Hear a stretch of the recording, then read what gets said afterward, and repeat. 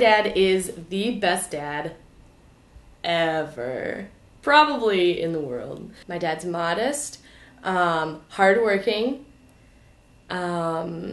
hilarious, goofy, funny.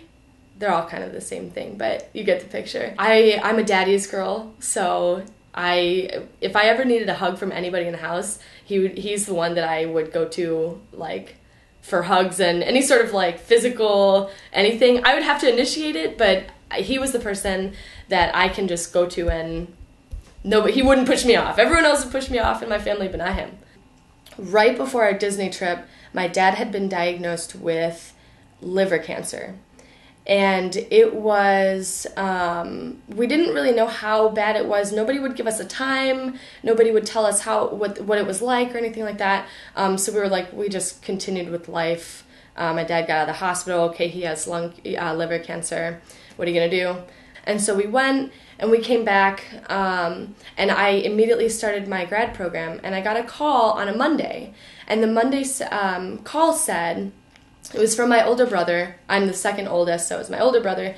And he said, come to Chicago, Dad's in the hospital, and we don't think he's going to get out of the hospital.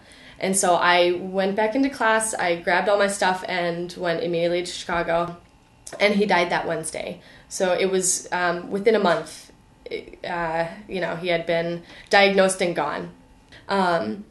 And so I didn't really see him a lot, mostly because of school and the fact that I had to get good grades. I don't know who put that pressure on me or somebody else, I don't know.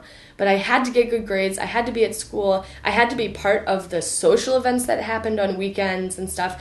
And so for all those reasons, and trips to other campuses and stuff, I chose not to go home.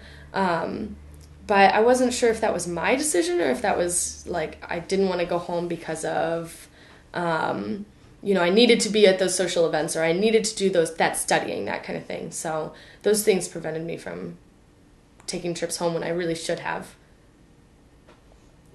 We just put other people that we love aside for our own priorities because we think that's what we're supposed to do, or maybe it's because we get temporary happiness out of doing those things, and we just think like the people we love will just be there and we'll just have time. Or something that I've caught myself doing is thinking that the other people will come to you and they'll contact you and then things will all be great. But you have to go out of your way sometimes to tell people that, or to spend time with people, even if it means shifting your own activities and shifting your own daily routine to fit the people, to cater the time that you have to spend with them to them.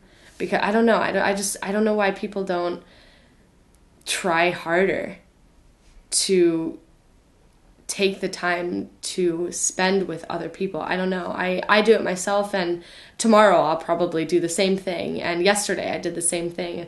And I think about it, and for a day it's great. And, I feel really close to people, and then, the next day no, I can't go to dinner or whatever. I have to do this assignment. I have to do this paper. I don't know. After my dad died, I realized how important it is to spend time with everyone you love. Not just one person, like everyone you love. I have texted more people. Just when I think about people, I text more people and say, hey, I hope you're having a good day. I hope I talk to you soon. That kind of thing. Even just like small things. I text them, I call people, I take trips on Tuesday nights, an hour away, just because I know that there are people there that, I haven't seen in a while, and, you really need to go out of your way to see people and call people and tell them you miss them and tell them you love them. And I think a lot of people don't think about that when they're so caught up in their own daily lives, their own, their responsibilities and their life. And, I think people get caught up in that and don't realize that, they could be gone on a Wednesday, It really does make you think, what is your trigger that makes you stop in life, that everyone has those moments when you stop and you take a step back and you look at your life and you're like, what is making me happy right now? And I have found in the past, because I have lost my dad in the past, it'll be 3 months on the 31st, keeping count. It makes you think, what is the trigger that makes you pull yourself back? And it's unfortunate things like that. Like it took me losing my dad to take a step back and say, I need to appreciate all the people that are in my life and spend time with them. Despite, if it's a Tuesday night, who cares? Who cares that you have to be at school the next day? Do what you love. Contact the people you like. Tell the people that you love, I miss you. It's not as hard as we make it seem.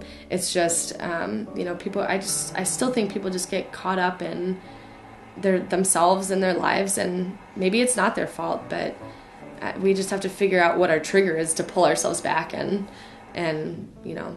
appreciate everyone that you love.